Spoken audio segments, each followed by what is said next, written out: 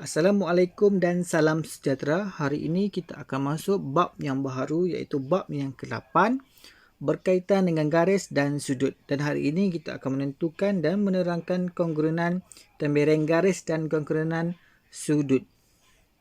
Okey, untuk garis, seperti kita sedia maklum, garis merupakan garisan yang lurus ataupun berbengkang, bengkok ataupun zigzag lah.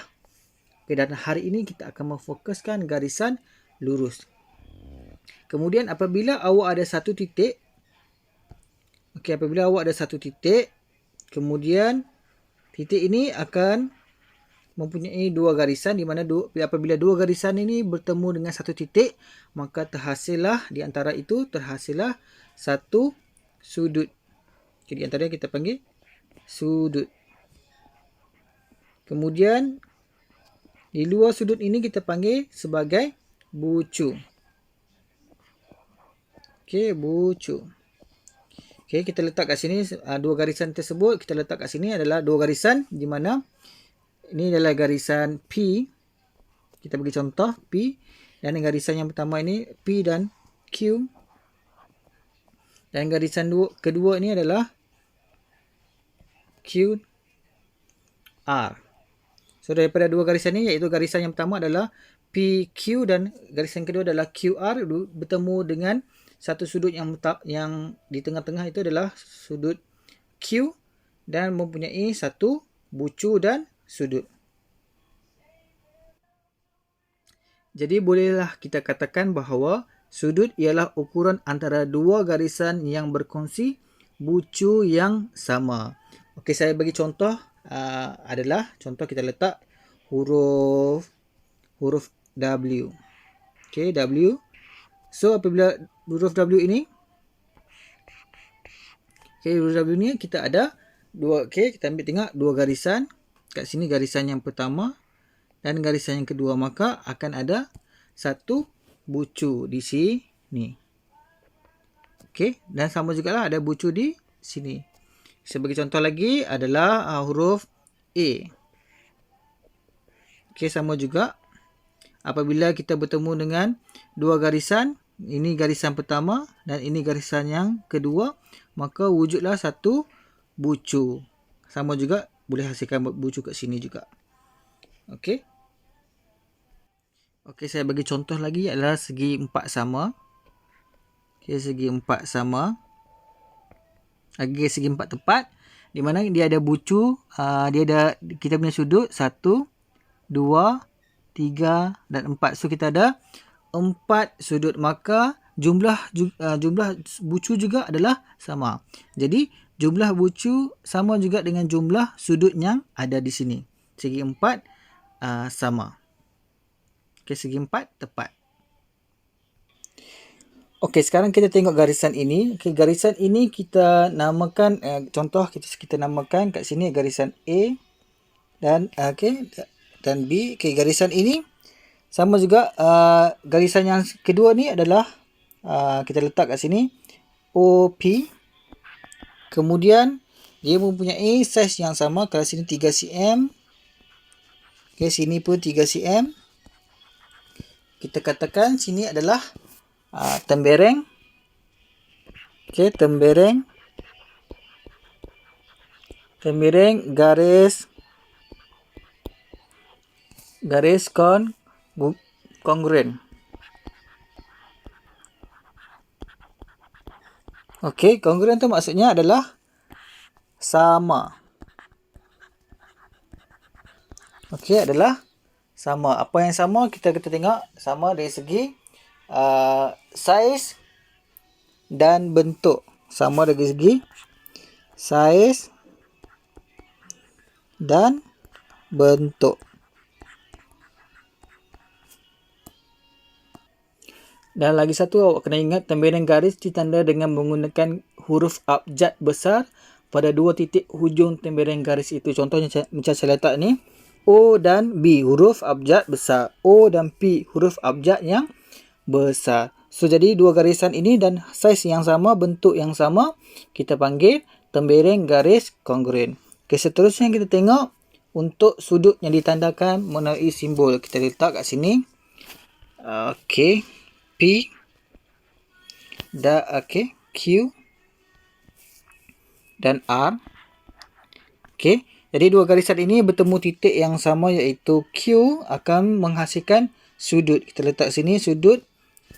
Okey, sudut 40 darjah. Okey, 40 darjah. Kemudian maka kita letak simbol. Okey, maka kita akan kata kat sini sudut PQR sama dengan 40 darjah. Okey, ataupun awak boleh katakan kita ambil ataupun awak boleh letak RQP sama dengan 40 darjah. Okey, ataupun kita boleh letak dengan simbol ini. Okey, kita boleh letak dengan simbol ini PQR. Kita letak dekat Q ni kita letak simbol dia, simbol atas ni sama dengan 40 darjah. Sama juga kita letak RQP, kita letak simbol ke atas ni adalah sama dengan 40 darjah. Ataupun last kali kita letak, ataupun kita ambil ini saja. Kita letak Q sahaja sama dengan 40 darjah. So awak boleh gunalah antara 5 ni sama ada PQR ataupun RQP ataupun awak letak PQR dengan simbol ke atas tu ataupun RQP letak simbol ke atas Q ataupun sudut Q terus pun boleh. Okey, mana-mana yang antara 5 ni awak pilih salah satulah pun boleh. Yang penting awak kena letak simbol tersebut. Jadi awak boleh buat latih diri 8.1a, soalan 1 dan soalan 2, A, B, C tu muka surat 171. Okey, seterusnya kita pergi untuk yang B, untuk menganggar dan mengukur saiz tembereng, garis dan sudut serta menerangkan cara anggaran yang diperolehi. Tembereng ingat garisan lurus. Okey, saiz tembereng kita tengok kat sini. Saiz tembereng boleh diukur tepat dengan menggunakan sebatang pembaris lah, menggunakan pembaris awak. Okay, so kita letak kat sini lah garis PQ.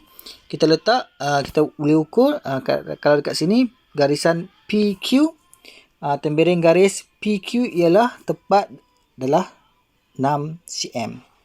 Okey, kita akan menggunakan pembaris lah. Kemudian seterusnya iaitu saiz sudut boleh dianggar dengan mempertimbangkan sudut tegak dahulu. Saiz sudut yang kelihatan lebih daripada sudut tegak ialah sudut yang lebih besar daripada 90. Saiz sudut yang kelihatan kurang daripada sudut tegak ialah sudut kurang daripada 90 darjah. Misalnya awak tengok kat sini. Kita tengok kat sini. Sudut tegak di mana ni bila ada tanda yang petak ni, maksudnya adalah sudut tegak dia duduk straight sini macam bentuk L. Dan ada segi 4 tepat. Itu adalah sudut tegak bersamaan dengan 90 darjah. Ingat, sudut tegak bersamaan dengan 90 darjah. Bila ada 90 darjah tu maksudnya sudut tegak. Okey, kemudian sudut kurang daripada 90. Awak tengok kat sini. Tadi 90 kan, bila kurang ni. Okey, bila kita kurang. Okey, kita ambil kat sini. Bila dia kurang kat sini, maksudnya dia sudut kurang daripada 90. Maksudnya daripada 89 sampai 0. Ingat, kurang daripada 90 bermaksud daripada 89 darjah sampai 0. Kemudian sudut lebih besar daripada 90. Okey, tadi sini adalah 90. Bila dia lebih, okey, bila dia lebih kat sini, bila dia lebih maksudnya sudut lebih besar daripada 90. Maksudnya 91, 92, 93 dan sebagainya lah. Itu sudut lebih besar daripada 90 darjah. Okey, dalam topik ini juga kita akan menggunakan protector. Okey, inilah awak kena belilah ini pembaris ataupun menggunakan protector, pembaris protector. Okey, kita akan menggunakan sudut ni lah untuk baca sudut. So kita akan baca daripada sini. Okey, daripada sini ke sini. So kalau dalam rajah ini bersamaan dengan, okey, kita tengok garisan ni. Okey, tengok garisan ini bersamaan dengan 120. Okey, 120 darjah. So kita ambil titik daripada titik sini, daripada ni sini. Okey, daripada titik sini. Okey, kosong ke kita garis dulu, baru kita akan guna pembaris protektor ni lah. So dalam rajah ni bersamaan dengan 100. Okey, sorry, 135. Okey. Sorry, 135 dekat sini. Okey, 135 darjah. Okey, itu sahaja kelas kita pada hari ini. Untuk ini awak buat latih diri 8.1b. Okey, latih diri.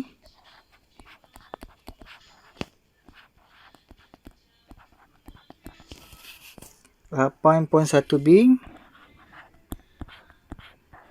Okey, soalan ni adalah soalan A, soalan 1, 2, 3 dan 4. Soalan 1,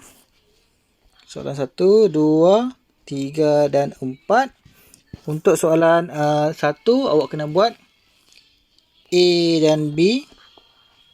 Soalan 2 pun sama juga A, B. Soalan 3, A, B, C. Dan soalan 4, A, B, C. Jadi muka surat dia adalah muka surat 100. Muka surat 172. So awak kena buat dua benda lah kerja rumah awak.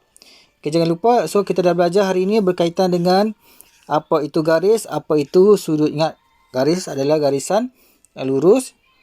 Kemudian sudut ni terhasil daripada dua garisan. Ingat, sudut ni terhasil daripada dua garisan menghasilkan sudut dan bucu. Okay, apabila sudut, berapa banyak sudut, berapa banyak juga bucu. Kalau 4 sudut, maksudnya kita akan ada 4 bucu. Kemudian kita dah belajar apa itu congruent. Okay, congruent di mana garisan ini adalah sama saiz dan bentuk.